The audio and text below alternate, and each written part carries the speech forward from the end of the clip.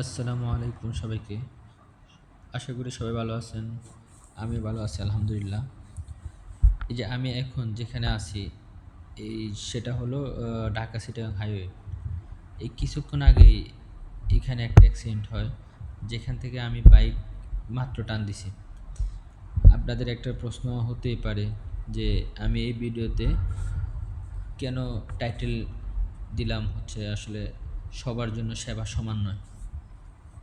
তো এটার কারণ হচ্ছে এই যে এখানে যে অ্যাক্সিডেন্টটা হয়, প্রায় আরও ৪৫ মিনিট আগে এখানে অ্যাক্সিডেন্ট হয়। এই ৪৫ মিনিটের মধ্যে আমরা থানায় ইনফর্ম করা হয়েছে অলরেডি। কিন্তু ৪৫ মিনিট চলে গেছে, এখন পর্যন্ত একজন থানা থেকে একজন লোকও আসে নাই। তো হচ্ছে এখন চিন্তা করে দেখা যায় যে এই যে থানা থেকে একজন লোক আসে না, কেন আসে না? না আসার মেইন কারণ, যে লোকটা এখানে অ্যাক্সিডেন্ট করছে সে হয়তো সাধারণ নাগরিক, আমার বা আপনার মতো এরকম সাধারণ একজন নাগরিক, যার উচ্চ নামও নাই বা তার উচ্চ কোনো আসলে ফেস ভ্যালুও নেই। আবার একই সাথে চিন্তা করে দেখেন যে আমাদের ক্রিকেটার যে তামিম ইকবাল যখন হার্ট অ্যাটাক করে, তার জন্য হেলিকপ্টার আগে থেকেই রেডি ছিল। এরপর হাসপাতালে নেওয়ার সাথে সাথে আমরা ২ ঘন্টার মধ্যেই যত ধরনের প্রসিডিওর আছে ডাক্তারদের, সব কিছু কমপ্লিট করে তাকে সুস্থ করে ফেলে। আমি মানে যেটা জানতে পারছি যে তাকে ২২ মিনিট ধরে নাকি হচ্ছে সিপিআর দিছে। যেটা হচ্ছে না দিলে তার ব্রেইন সেলগুলা ডেথ হয়ে যেত এবং মারা যেত আস্তে, আস্তে। কিন্তু দেখেন এই যে তামিম ইকবাল যখন হসপিটালে যায় বা যাওয়ার সাথে, সাথে ২ ঘন্টার মধ্যে এনজিওগ্রাম থেকে শুরু করে রিং পরানো থেকে শুরু করে A to Z সব কিছু কমপ্লিট করে ফেলছে। যে ডাক্তারগুলা এরা কিন্তু আমাদের দেশেরই ডাক্তার। বুঝছেন? আবার এই যে তার এত দ্রুত সবকিছু কমপ্লিট হওয়ার কারণ কি? কারণ হচ্ছে সে এই দেশের একজন আ উচ্চমানের খেলোয়াড়। এজন্য হচ্ছে আসলে তার জীবন বাঁচাতে বা তার হচ্ছে চিকিৎসা দিতে আমাদের দেশের ডাক্তাররা বা হসপিটালগুলো হচ্ছে দেরি করে না। আবার একই সাথে দেখেন, মনে করেন যারা তামিম না বা হচ্ছে যারা ক্রিকেটার না, যাদের উচ্চ ফেস ভ্যালু নাই বা যাদের হচ্ছে উচ্চবিত্ত টাকা-পয়সা নাই, আমার মতো বা আপনাদের মতো হচ্ছে যারা আছে, আমরা হচ্ছে যত তীব্র ব্যথা নিয়েই হসপিটালে যাই ভর্তি হই, সেই তীব্র ব্যথার উপর দেখবেন হচ্ছে ভর্তি ফর্ম দেয়, তারপর সিরিয়াল মেইনটেইন করা লাগে, এরপর অ্যানালাইসিস ফি আছে, এরপরে অপেক্ষা করা লাগে। তো এইসব প্রসিডিওর মেইনটেইন করতে, করতে দেখা যায় একসময় না একসময় সেই রোগীটা আসলে মারাই যায়। এখন হচ্ছে আপনি যেটা হচ্ছে আমি যেটা ক্লিয়ারলি বুঝি যে এই দেশে যদি আপনি সবকিছু ঠিকঠাক বা সঠিকভাবে পাইতে চান, তাহলে আপনার ২ টা জিনিস মাস্ট থাকা লাগবেই। এক, হয়তো আপনি ধনী হতে হবে, আপনার অনেক টাকা-পয়সা থাকতে হবে, যে টাকা-পয়সার কারণে আপনি হচ্ছে খুব দ্রুত কাজ করে ফেলতে পারবেন। অথবা আপনার হচ্ছে জনপ্রিয়তা অনেক বেশি থাকতে হবে বা আপনাকে সবাই চিনতে হবে যে হচ্ছে এক নামে যেন সবাই চিনে। তাইলে আপনি হচ্ছে দ্রুত চিকিৎসা পাবেন। বা আপনি শুধু চিকিৎসা না, সব ধরনের সুবিধা পাবেন। কিন্তু এই ২ টার বাইরেও একটা জিনিস যদি আপনার থাকে, তাইলে হয়তো আপনি ওই যাত্রায় বেঁচে যাইতে পারেন। এখন কোয়েশ্চেন আসতে পারে যে ভাই এই ৩য় জিনিসটা কি? আসলে ৩য় জিনিসটা হচ্ছে ভাগ্য। আপনার মনে করেন যদি আপনার টাকাও নাই, তারপরে আপনার ফেস ভ্যালু নাই, তাহলে ৩ নাম্বার যে জিনিসটা আপনার মাস্ট বি থাকা প্রয়োজন সেটা হচ্ছে ভাগ্য। সেই ভাগ্যর জোরে আপনি হয়তো বাঁচে যেতে পারেন। নাইলে দেখেন, যেই ডাক্তার আপনাকে চিকিৎসা দিচ্ছে, সেই একই ডাক্তার কিন্তু তামিম ইকবালকেও চিকিৎসা দিচ্ছে। কি একই রিং পড়াচ্ছে, আবার ডাক্তারও একই, অপারেশনও একই অপারেশন। তবু কারোর জন্য লাগে ২ ঘন্টা, আবার কারো ২ দিনেও কমপ্লিট হয় না। সে অপেক্ষা করতে, করতে আসলে মৃত্যুর মুখে পতিত হয়। আমাদের দেশে আসলে আমি বলব না যে আমাদের দেশের চিকিৎসা ব্যবস্থা বা হচ্ছে ডাক্তারটা খারাপ। মূলত হচ্ছে আমাদের দেশের যে কনস্টিটিউশন আছে, এই কনস্টিটিউশন বা সিস্টেমটাই আসলে খারাপ। আমাদের দেশের সিস্টেমটা যতদিন পর্যন্ত আসলে ঠিক না করা যাবে, ততদিন পর্যন্ত এই কোনো কিছুই করাই সম্ভব না। সেই বৈষম্য থেকেই যাবে। আসলে এটা কোনোভাবে পরিবর্তন করা সম্ভব না। আবার হচ্ছে যে সামনে আসতেছে ঈদ আসতেছে, আপনারা অনেকেই হয়তো বাসায় যাবেন বা ফ্যামিলির সাথে ঈদ করতে যাবেন।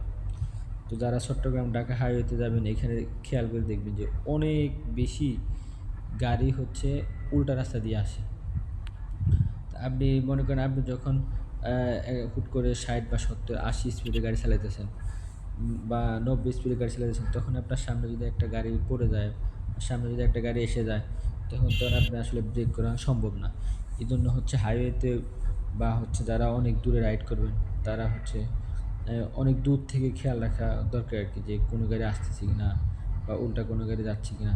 তারপরে আবার এখন হাইওয়ের মধ্যে দেখবেন থ্রি হুইলার গুলা যে অটো, তারপরে সিএনজি গুলা খুব পরিমাণে ডিস্টার্ব করে। এগুলা হচ্ছে হুট করে জায়গায় ঘুরাই দেয়। আপনি হচ্ছে ব্রেক করার সময় পাবেন না। এজন্য আসলে চোখ কান খোলা রেখে তারপরে হাইওয়েতে আসলে বাইক চালানো উচিত।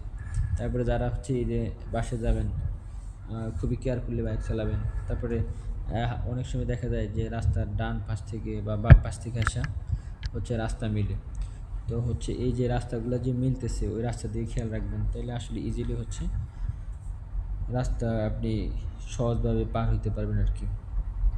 আর হচ্ছে আমাদের যেটা আমরা করে থাকি আরকি সাধারণত, যে কার আগে কে যাইতে পারি বা হচ্ছে কত স্পিডে যেতে পারি। আপনি একটা জিনিস মাথায় রাখবেন যে আপনার সময়ের চেয়ে জীবনের মূল্য অনেক বেশি। আপনি হয়তো বাসায় যাচ্ছেন, ঠিক আছে। আপনার ১ ঘন্টা বা ২ ঘন্টা বা ২.৫ ঘন্টা বা ৩ ঘন্টাই লেট হলো, হোক না। আপনি ৩ ঘন্টা লেট হলেও তো আপনি বাসায় যেতে পারতেছেন, সমস্যা নাই। কিন্তু আপনি হচ্ছে সময় বাঁচানোর জন্য বা দ্রুত যাওয়ার জন্য যদি ওভার স্পিডে গাড়ি চালান বা ওভার স্পিডে বাইক চালান, একটা অ্যাক্সিডেন্ট হয়, তখন হয়তো আপনি মারা যান। তাহলে আপনি তো কখনো বাসায় পৌঁছাতে পারবেন না। তো একটা জিনিস হচ্ছে কি, যে আপনি কখনো বাসায় না পৌঁছানো থেকে আপনি ২ ঘন্টা বা ৩ ঘন্টা পরে যদি বাসায় পৌঁছে যান, তো কোনো সমস্যা নাই। এজন্য আসলে আমাদের খুবই কেয়ারফুলি বাইক চালানো উচিত বা গাড়ি চালানো উচিত। বিশেষ করে হচ্ছে রাতে যারা বাইক চালাবেন, ওরা হচ্ছে খুবই সাবধানে বাইক চালাবেন। কেউ সিগন্যাল দিলে না দাঁড়ানো বা হাইওয়ে গুলাতে হচ্ছে একটু দেখে শুনে চালানো। কারণ দিনে থেকে দিনে তো আমরা অনেক দূর থেকে দেখতে পারি যে গাড়িগুলা কিভাবে আসতেছে বা গাড়িগুলা কিভাবে যাচ্ছে, কোনো গাড়ি ঘুরাচ্ছে কিনা। কিন্তু রাতে আসলে ওইভাবে ক্লিয়ারলি বোঝা যায় না। যার কারণে হচ্ছে যারা লং জার্নি করবেন বা অনেক দূরে যাবেন, তারা হচ্ছে সাধারণত ওই দিনের বেলা যাওয়াটাই আমি মনে করি ভালো। তাইলে ইজিলি হচ্ছে আপনারা যাইতে পারেন খুবই কেয়ারফুলি ভাবে। তারপরে হচ্ছে যে ট্রাকগুলা তো মনে হয় ঈদের আগের ৩ দিন পরের ৩ দিন বন্ধ করে দিবে। এটা হচ্ছে অনেক খুবই ভালো হয়েছে রাইডারদের জন্য। কারণ এই আ মনে করেন হাইওয়েতে 80% থেকে 90% জ্যাম লাগে এই ট্রাকগুলোর কারণে। এগুলা হচ্ছে অনেকগুলা একসাথে থাকে, কেউ কাউরে সাইড দেয় না। যার কারণে একটা সমস্যা আসলে সৃষ্টি হয়। তারপরে ওরা কোনো লেন মানে না। হুট করে বাম পাশে চলে আসে, আবার ডান পাশে চলে যায়। তো এইগুলা থেকে আসলে সাবধানে থাকা উচিত। যাই হোক, আপনার সাথে অনেক কথাই বললাম। আ আর হচ্ছে যেটা মেইনলি যেটা আ আপনাদেরকে বলি, আবার অনেক তামিম ইকবালের ফ্যান আছেন যারা আবার বলতে পারেন যে হচ্ছে তামিম ইকবালকে দ্রুত চিকিৎসা দিছে। এতে কি আপনার কোনো সমস্যা আছে কিনা? না ভাই, এতে আমার কোনো সমস্যা নাই। তামিম ইকবালকে দ্রুত চিকিৎসা দিছে বা ও সুস্থ হয়ে গেছে, এতে আমি আসলে খুবই খুশি। কারণ উনি খুবই ভালো মাপের একজন ক্রিকেটার, বাংলাদেশকে অনেক কিছু দিয়ে গেছে এবং ভবিষ্যতেও দিবে আশা করা যায় ইনশাল্লাহ। কিন্তু আমি আসলে বলতে চাচ্ছিলাম যে যারা তামিম ইকবাল না, যারা হচ্ছে সাধারণত আমাদের মতো বা আপনার মতো যারা হচ্ছে আমরা সাধারণ নাগরিক আছি, ওরা হচ্ছে যেন ওই তামিম ইকবালের মতো সেই সেবাটা পায়। সেরকম একটা কনস্টিটিউশন বা সেরকম একটা সিস্টেম আমাদের দেশে করা হোক। আমি সেটাই বলতে চাচ্ছিলাম আরকি। কারণ সবারই জীবনের মূল্য অনেক বেশি।